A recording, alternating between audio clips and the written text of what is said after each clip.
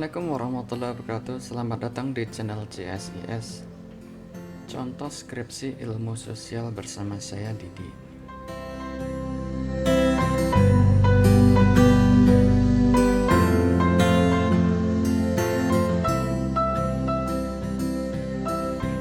Pada hari ini saya mengoreksi skripsi atas nama Salwa Rasyikah Rafai dengan judul skripsi Implementasi Kebijakan Pemungutan Pajak Reklame di Kota Pontianak. Koreksi saya pada judul, ya, perhatikan judul. Ini sudah saya note ya. Tidak perlu ditulis di judul peraturan wali kotanya. Jadi kata-kata misalkan peraturan wali kota nomor sekian tahun sekian, nah itu tidak perlu, cukup ini saja ya, implementasi kebijakan pemungutan pajak reklame di Kota Pontianak, cukup. Masalah nanti Anda menggunakan peraturan wali kota, peraturan bupati, undang-undang dan sebagainya, letakkan saja di fokus penelitian. Sekalian Anda sebutkan di sana pasal babnya berapa yang sesuai dengan permasalahan yang muncul yang Anda teliti. Oke, begitu ya. Terlanjut. Ini di sini di lembar pengesahan ini juga cukup judul aja ya, tidak perlu peraturan seperti ini.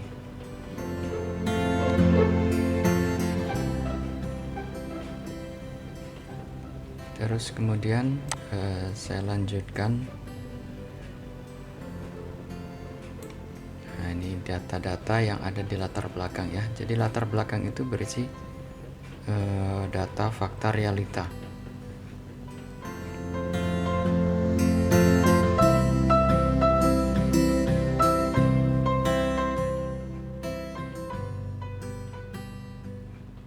Identifikasi masalah ya, note saya ini ya, jangan menggunakan kurangnya gitu ya, kurangnya sosialisasi atau kurangnya pemahaman, kemudian kurangnya optimal. Itu bahasa-bahasa yang sering muncul di skripsinya mahasiswa yang terutama baru masuk revisi pertama, itu biasanya begitu ya. Jadi ini yang selalu menjadi sorotan saya. Tidak perlu Anda sebutkan kurangnya sosialisasi ya. Kurangnya sosialisasi, kurangnya pemahaman, ini adalah bahasa kesimpulan ya. Jadi bagaimana yang benar? Langsung saja data, fakta, realita di lapangan seperti apa. Misalkan kurangnya sosialisasi itu fenomenanya apa?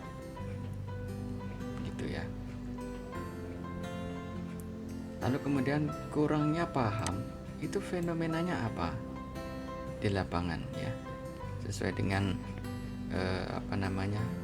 survei awal yang Anda lakukan. Itu biasanya apa yang Anda temukan? Kok orang-orang pada tidak paham, kok orang-orang tidak tahu ada sosialisasi. Nah misalkan gitu, itu fenomena, sebutkan aja fenomenanya apa. Jadi tidak perlu kurangnya, tidak optimal dan sebagainya, itu tolong dihindari.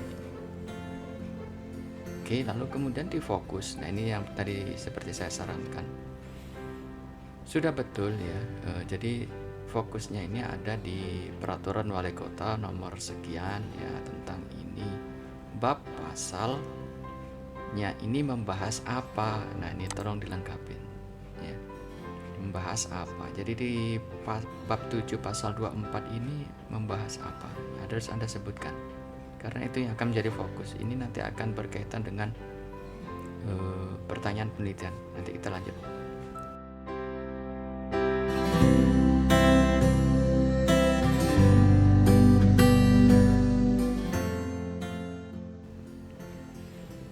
Oke, baik, selanjutnya adalah Anda ini kan ingin melihat di perumusan masalah ya, yang saya lihat ini Anda akan membahas tentang bagaimana proses implementasi ini ya.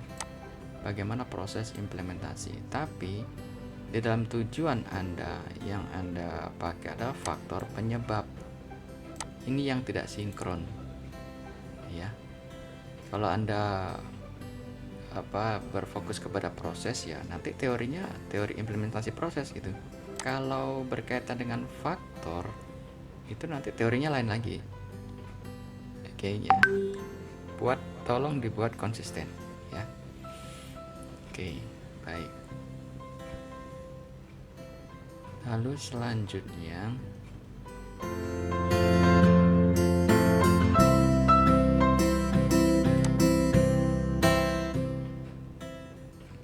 ini teori-teori ya.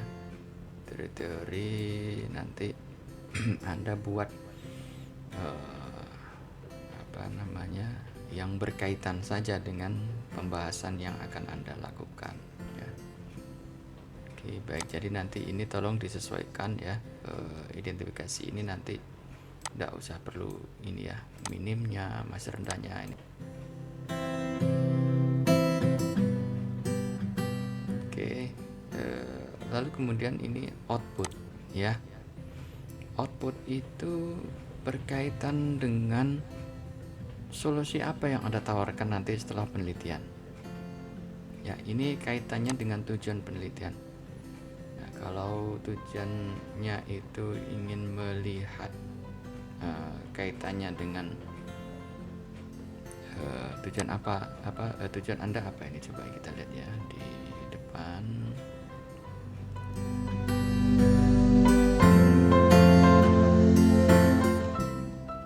Tujuan penelitiannya adalah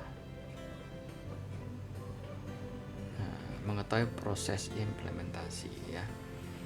Ya, akhirnya nanti di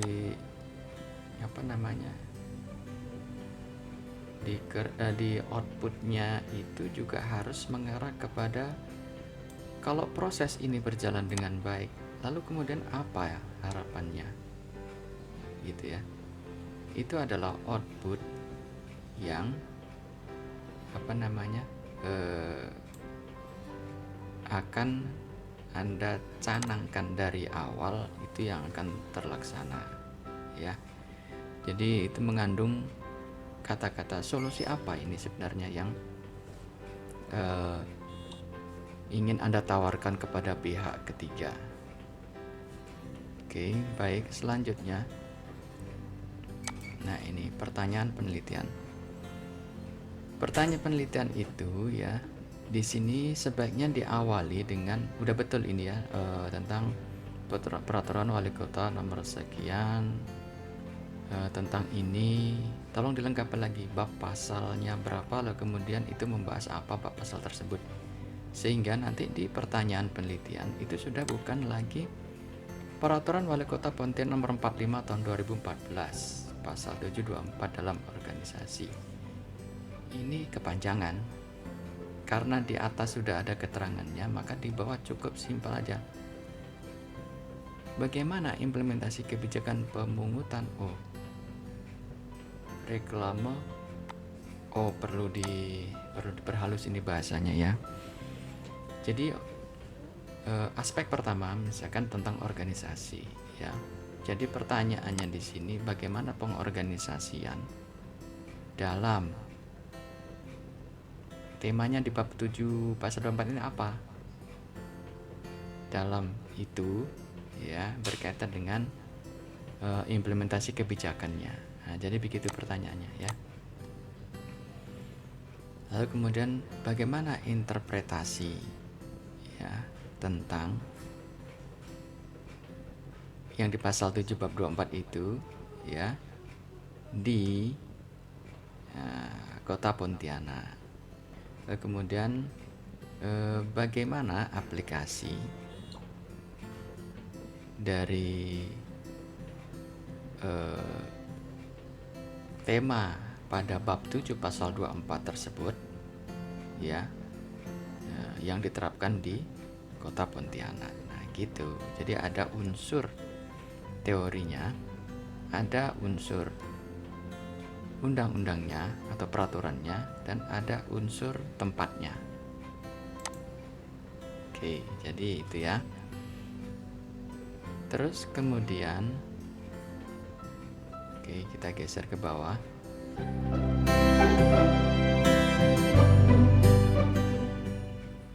Karena ini skripsi, ya, ketika Anda menyebutkan petugas di Badan Keuangan Daerah Kota Pontianak, itu Anda harus sebutkan di sini berapa banyak petugas yang berhasil Anda wawancara atau berhasil Anda temui, ya, untuk berkaitan dengan penelitian. Begitu juga dengan ini, pengusaha pemilik reklame di Kota Pontianak. Anda harus sebutkan berapa banyak pengusaha yang berhasil Anda temui, karena ini sudah skripsi. Ya, kalau proposal bolehlah seperti ini. Oke ya. Kemudian catatan saya, keabsahan. Anda boleh sebenarnya di keabsahan data ini menggunakan beberapa metode, ya, yang paling biasa dipakai lah di lingkungan fakultas kita ini biasanya triangulasi. Ya, triangulasi boleh dipakai ya, karena itu berkaitan dengan nanti Anda akan membandingkan antar orang ya dalam sebuah wawancara ya, bukan hanya member check ya. Member check ini berkaitan dengan misalkan Anda ketemu foto ya, foto kegiatan ya. Jadi meskipun foto ya, itu juga harus di cek kebenarannya. Misalkan kamu tanya, Pak, betul enggak foto ini apakah, atau begini pertanyaannya, apakah foto ini berkaitan dengan sosialisasi ini? Anda cek ke petugas atau kepada narasumber di sana. Lalu kemudian bisa jadi narasumber, oh bukan, itu adalah kegiatan ini misalkan. Nah, bisa jadi kan. Jadi foto itu kalau ternyata bukan berkaitan dengan aspek yang Anda teliti, ya Anda usah dimasuk-masukkan gitu ya. Nanti ada orang ngumpul-ngumpul foto, Anda klaim ini berkaitan dengan ini, Anda boleh ya. Jadi kita harus jujur dengan diri kita sendiri dan jujur terhadap tulisan kita ya, sehingga kejujuran itu nanti akan membuahkan hasil ya. Hasilnya adalah rekomendasi kamu akan semakin baik dan tepat sasaran ya. Jadi kalau Anda mulai tidak jujur ya, pastinya nanti outputnya ya tidak seperti yang Anda inginkan ya. Diharapkan ini adalah karena ini adalah sebuah kejujuran dan hasil yang baik ya, sehingga kita harus melihat prosesnya juga harus baik ya. Sehingga karena dalam keabsahan itu ada berbagai metode cara. Misalkan kalau Anda mengacu kepada bukunya Sugiono ada 6, ataupun Moleong juga 6 gitu ya. Bisa Anda pakai. Anda boleh pakai beberapa juga boleh ya. Jadi tidak harus 1, 2 itu ya, boleh juga ya. Misalkan Anda nanti penelitian saya lama, Pak. Kenapa? Karena saya berulang-ulang mengecek. Nah, itu Anda boleh juga menggunakan metode perpanjangan pengamatan. Misalkan itu juga salah satu metode keabsahan data. Anda coba lihat di bukunya Sugiono ya. Oke, baik, selanjutnya koreksi saya adalah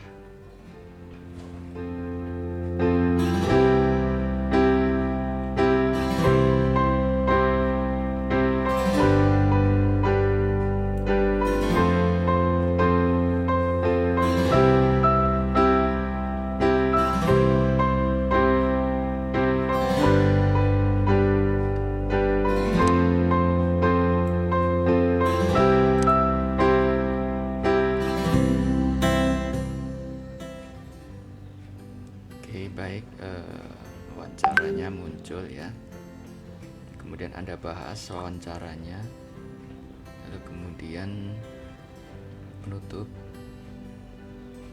Oke, di simpulan ini berkaitan dengan 3 aspek yang Anda teliti ya. Pertama adalah organisasi, kemudian interpretasi, dan yang ketiga adalah aplikasi seperti apa. Dan jangan lupa sarannya juga demikian. Yang pertama adalah saran untuk pengorganisasian bagaimana. Yang kedua, saran untuk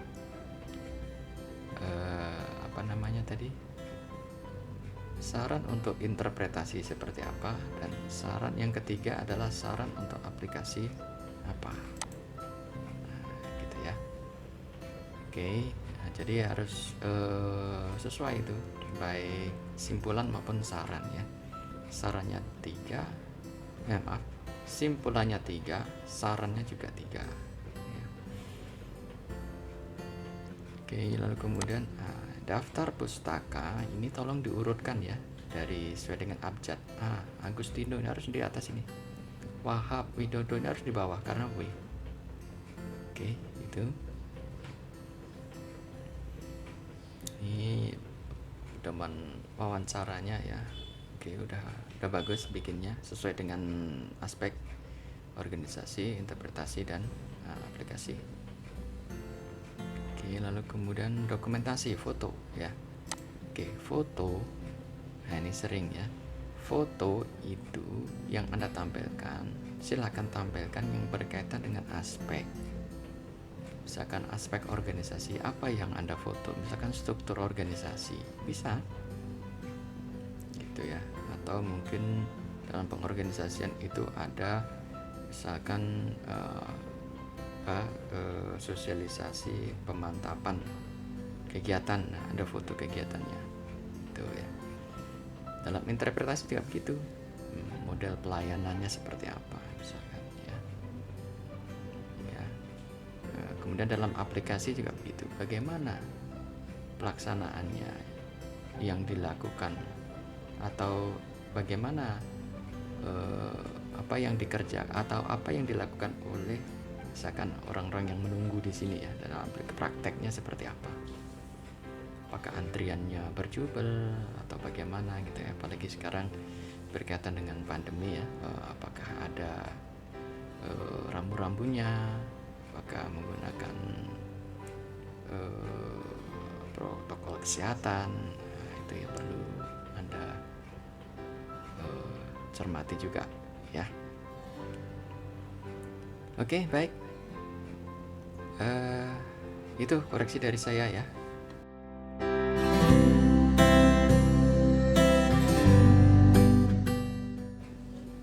Oke, semoga bisa menjadikan masukan yang membangun ya.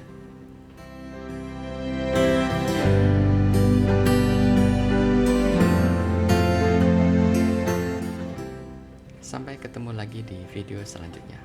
Assalamualaikum warahmatullahi wabarakatuh.